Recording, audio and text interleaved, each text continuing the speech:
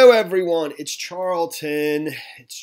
And so Aces Wild MMA #2, your backup channel, and both channels, dude.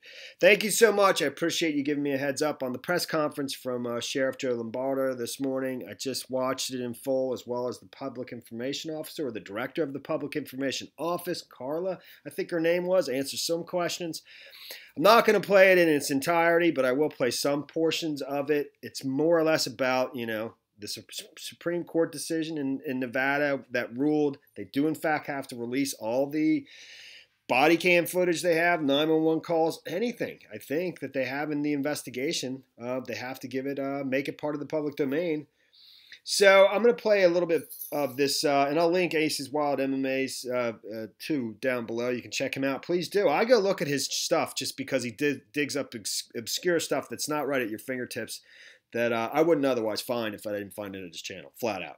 So I'll play a little bit of this report because this guy kind of summarizes, what the press conference is about, and then I'll play a few portions of it, just a little bit of Sheriff Joseph Lombardo, and then the public information, or the director of public information office, Carla, who answers some questions. The audio is not the greatest; she doesn't get up to the microphone. So, but tomorrow we're going to get the body cam from two officers who went up to the 32nd floor on October 1, night of the shooting at the Mandalay Bay, and breached the room. And apparently, according to from what I picked up in the press conference, they were the only two that had their body cam activated at the time. And I don't think that's probably not unusual in this instance. But I assume there were two of the five, the strike team, that actually entered the room. That breached the room. That's the words they used here in the summary as well as the press conference. And so, and I think that's going to show them entering the 32nd floor and then entering the room. And I believe, I don't know how graphic in nature that video is going to be. I'm sure everybody is extremely curious to see what it looks like tomorrow. I am. And but that's one of the things that Sheriff Lombardo warns, is that the videos that they have are very graphic in nature, and they're going to be very disturbing to survivors. And I don't doubt that. I don't at all. Some of the stuff that I've seen that was never posted on YouTube because it would never survive on YouTube it's extremely disturbing. So in that respect, but this stuff is part of the public domain. I'll play the press conference. I'll make a few comments at the end. Nothing major. Let's check it out. Now, the one thing that he stressed is that we should not draw any conclusions from any one piece of material that will be released, and this will be going on over a period of months. Specifically tomorrow, he said that we will get two videos, specifically body camera video, from the two officers that went up to the 32nd floor of the Mandalay Bay and breached the hotel room of Stephen Paddock.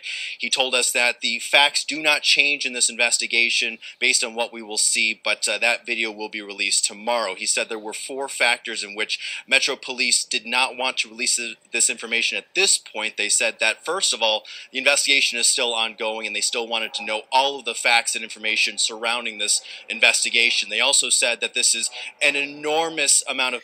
Okay, I wanted to play that as one of the reasons it's still being said that, this is an active, ongoing investigation, and that's why they didn't want to release this stuff out into the public domain, and they fought it all the way to the Supreme Court.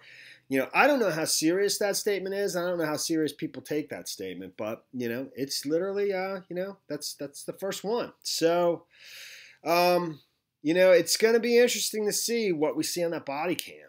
I know everyone's dying to know.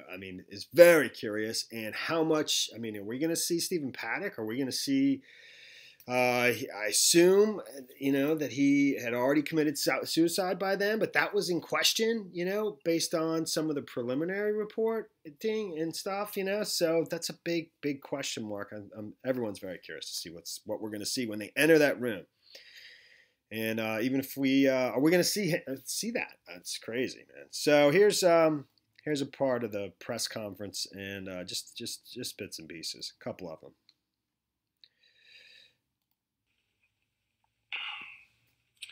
To begin the process, the videos of 2 of our officers who had their body cameras activated during the portions of the entry into the suspect's hotel room will be released tomorrow. What is seen on those videos no way changes the facts that we were able to clarify for you shortly after the crime.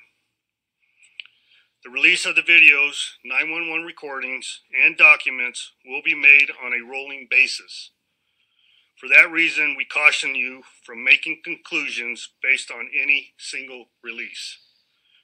Further releases of this information will occur on a regular basis, which we anticipate in approximately 2 weeks. As I promised you, when we released our preliminary investigation, a final report will... I mean, I'll link this stuff down below. You can go check out the entire thing, but it'll just go on and on. So, and I just sort of refresh my memory. You know, there was the it was in the affidavit that that I think got released after the fact, where somebody had stated they had seen Stephen Paddock committing suicide as they entered the room, and then they clarified that that wasn't the case, and that was sort of just a fog of war, a miscommunication between when they were applying for the search warrant at 2 in the morning or whatever time it was. I don't have all my time specific. It's been a little while since I've thought of this stuff. So, but that's you know, that was clarified already. I mean, what are we going to see tomorrow? I seriously doubt. I assume we're going to see Stephen Paddock having already committed suicide, you know. And will we hear a gunshot before they entered? We were never told that they did. It was said that it was a possibility that during the explosion of the breach of the door, that maybe that he fired the weapon to commit suicide. I don't know. So and now let's just move on to Carla, I think her name is, the director of the Public Information Office.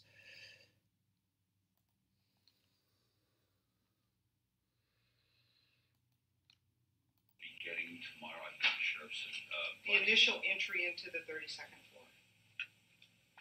And that was with 2 officers, body cams were Correct. So we still have not worked out completely the process by which we are going to be releasing all of the video. It will be on a rolling basis. It should be on a weekly basis, but we haven't figured out exactly how we're going to get all that to you. We will have all of it figured out hopefully by tomorrow. So you will get those 2 videos initially tomorrow.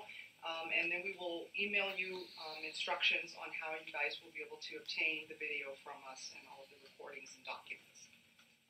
So, with that, anything else? So that email would basically say we have to come here and get a CD or everything. I've just told you I don't know yet. I don't know how it's going to be delivered. So I will have that information for you at the time that we figure that out.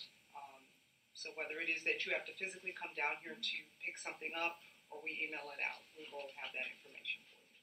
Have you guys reached out to other organizations like Orlando who had the same kind of similar situation where, you know, they released everything on a website? Have you reached out to any other jurisdictions on how they release documents like this? I can't answer that. I don't know if our legal team did or not. I don't know And that. the 2 videos tomorrow, those will be the only 2 videos we see this week? Correct. Okay. You mentioned it has the initial entry to the 32nd floor. Does it show the inside of the room or anything inside? Correct. Whatever is on the body camera is what you're going to see. How long are those videos? I can't tell you that. Carl, I apologize if you just addressed this. Did you say that you haven't worked out yet in terms of how we will be receiving, whether or not we come down here or you email them out? Correct. I don't believe they will be emailed out. I can tell you that. I do not believe that. Whether it's 911 tapes or body cam footage? That's what I would anticipate.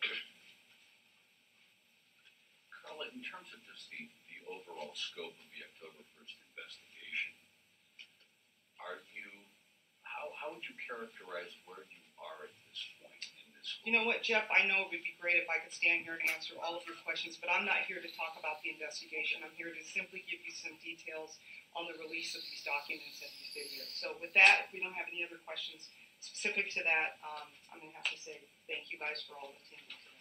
I have one last question. So you mentioned thousands of videos. Any idea of how many documents or anything, like 911 calls, any other insight into what will be released? I don't. I just know the documents are in the hundreds, but I'm sorry I don't have a specific number. Right. Thank you all. Thanks, Carla.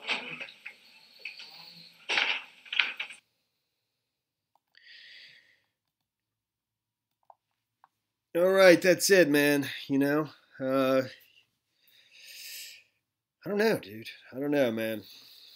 they're not happy, obviously, about having to do this, but I don't know, dude. I just don't know. I think I'm going to leave it there. I think you can draw your own conclusions about what's going on here. I mean, I'm not trying to be obtuse. It's just, it's fairly, you know, salty, man. Definitely. And, you know, I've heard from several sources, you know, and stuff on Tucker and places about us. And this is on camera, man. So, okay. All right. Thanks for watching my videos. Please subscribe to my channel. Give me a like down below. I'll see you in the next video, man. Later. Thanks, AcesWildMMA II. Appreciate it very much. Adios.